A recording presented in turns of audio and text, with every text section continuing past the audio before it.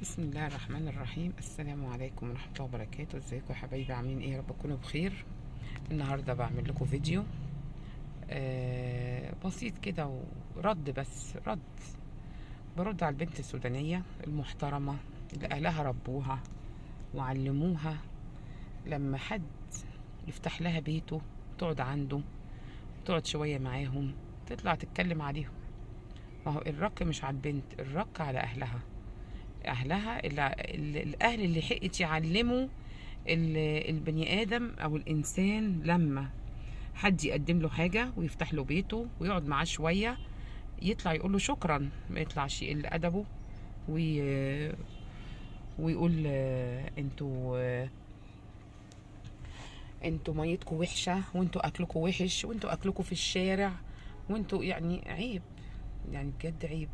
لما تكون يا حبيبتي نعلمها احنا، بس ايه نعلمها بقى احنا، يعني ايه الاسلوب كويس، نعلمها التربية، نعلمها ازاي ترد على الاكبر منها، ازاي ترد على بلد. انت غلطتي مش في بني ادم، انت غلطتي في بلد يا حبيبتي. لازم لما تخشي عند حد فتح لك بابه عشان انتوا في ظروف وحشة، فجيتي خبطتي وقلتي يا جماعة احنا لاجئين ليكوا، ما رحناش رميناكي وقعدناكي في خيمة، فتحنا لك بلدنا، فتحنا لك بيوتنا، والشقة اللي ما عجبتكيش كنت ممكن تنقي تشوفي غيرها وتختاري غيرها، وفي احسن منها وفي مناطق غالية. جايز انت بس استرخصتي ورحتي في حتة بس ايه شعبية شوية، او في حتت مش قد مقام حضرتك. فعشان كده بقولك احنا متشكرين على اسلوبك الجميل، على تربيتك الكويسة، على انك ما غلطتيش في بني ادم، انت غلطتي في بلد. فعيب، عيب لما تغلطي في بلد جميلة زي مصر، فاتحة بيوتها وفاتحة ايديها وفاتحة، بصي يعني يكفي انها مستضيفاكي باسلوبك ده. السوريين، الليبيين، اللي اي حد بيلجأ لمصر عمرنا ما بنقفل بابنا في وشه.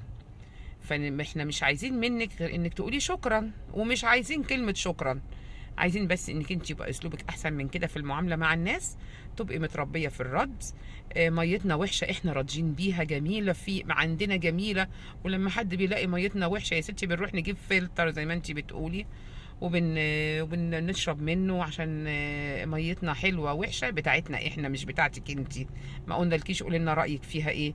اكلنا احنا حرين فيه، بناكل حلو بناكل وحش احنا حرين.